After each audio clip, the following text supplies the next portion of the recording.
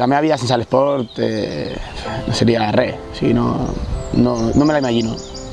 Dels 3 esports que practico, jo em sento més còmode corrent. I mira que vaig començar nedant de petit, però se'm dona millor, no sé, em fa sentir lliure, córrer.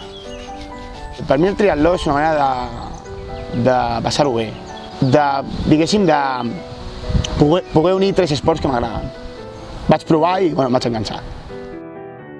L'Ironman és una prova de llarga distància, de triatló, que es basa en 3.800 metres nedant, 180 quilòmetres en bicicleta i 42 quilòmetres corrent. Aquesta prova ve d'uns marines americans. Hi havia un nedador, hi havia un ciclista i hi havia un corredor. I qui guanyés seria el més fort. Jo ara m'agrada fer més proves de llarga distància, perquè la curta és com patir massa, no? La gent a vegades et diu, hòstia, però patir és fer més quilòmetres. No. De vegades fer proves de curta distància és molta potència i ja quan vas agafant una edat jo em trobo molt més còmode fent proves de llarga distància. Les proves es preparen amb una planificació de 6 mesos, més o menys, quan són proves de llarga distància, on hi ha una pujada de volum amb una quantitat de volum màxima als 3 mesos, després hi ha una baixada buscant més la qualitat. Quan he preparat algun Ironman, puc arribar a fer setmanalment 80-100 quilòmetres corrent, uns 200-300 en bicicleta i uns 10 quilòmetres més o menys, 12 a vegades, nedant. Els meus familiars opinen que m'han conegut així ja, no es pot dir, i aleshores al final s'han acostumat. Però sí que és veritat que a vegades quan vaig a fer alguna carrera d'aquestes d'ultradistància diuen que no estic gaire bé del cap. Quan estic fent la prova em poso a pensar i vaig fent-me mini-objectius. Per exemple, en una carrera de 100 quilòmetres el que faig és partir la prova en 4 parts. 25 quilòmetres, 25 quilòmetres, 25 quilòmetres i 25 quilòmetres. I aleshores, com tens objectius més petits, et centres en això i intentes no obsessionar-te, potser, hòstia, porto 70 quilòmetres, em falten 30. No, fas mini-objectius i cada objectiu que vas aconseguint és com un premi. Quan creu la línia d'arribada, jo el que penso és, per fi s'ha acabat això, menys mal, no? Clar, són 100 quilòmetres allà jugant sobretot amb la teva ment de no paris, aguanta el ritme i tens que tenir un cap molt fort. Jo crec que influeix molt més la teva ment que el teu físic. En percentatges podria fer un 70% mental, 30% físic.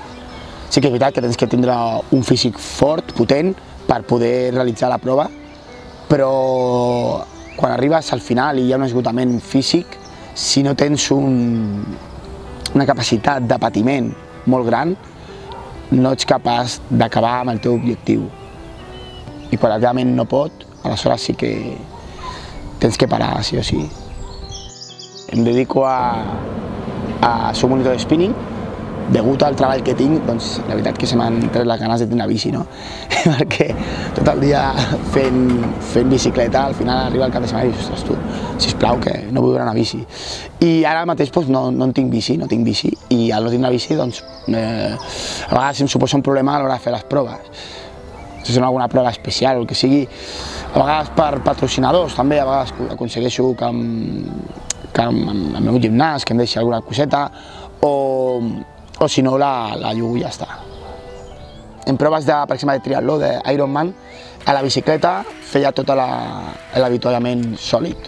Es portava les barretes d'aquestes energètiques, i a vegades he portat, una miqueta anècdota, he portat un fuet d'aquesta terradilles allà tallat a la bicicleta, no? Perquè a vegades el que està més acostumat al teu cos a fer és el que després tolera millor a l'hora de la prova, no? Això de fer-hi canvis i tot això no és gaire positiu. La pràctica excessiva de l'esport, si no estàs ben guiat o si et passes, sí que pot ocasionar problemes físics i inclús lesions greus. Després d'una carrera intento baixar el volum. És veritat que amb la meva feina, com és una feina física, és complicat, no? Jo me recordo de vegades que he fet alguna carrera de 100 quilòmetres i el dia següent tenia que fer 5 spinnings, no? I clar, això és complicat, no? Intento marcar-ho tot amb pulsòmetre i vigilar de no passar-me de pulsacions. I quan he acabat alguna prova important, doncs fer unes 2 o 3 setmanes de baixada de volum important.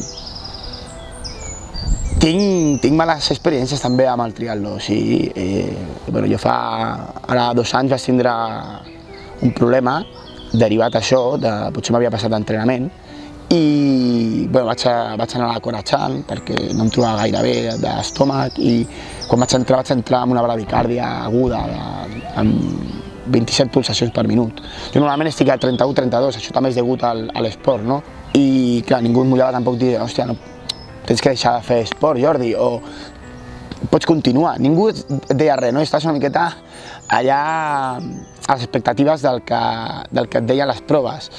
Però és veritat que després de fer-me ecocàrdios, faig controls cada 6 mesos, puc practicar esport com qualsevol persona sense ningú problema. El tindre família, jo en el meu cas que soc pare, no tinc una nena, és complicat perquè clar, les feines estan allà i la família requereix un temps, no? Per això la tens.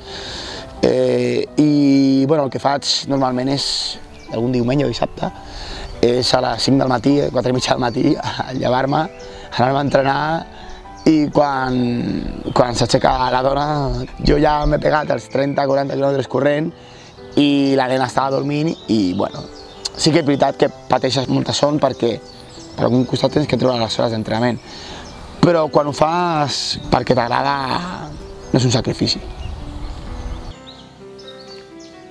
Jo, si les lesions m'ho permeten, jo estaré tota la vida fent un triatló.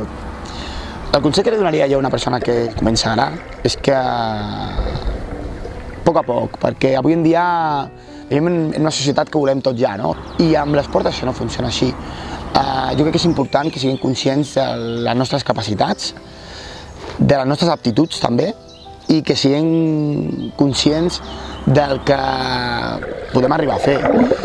I jo crec que és un esport que es pot gaudir molt i l'important és anar pas a pas i anar assaborint cada etapa d'aquest pas.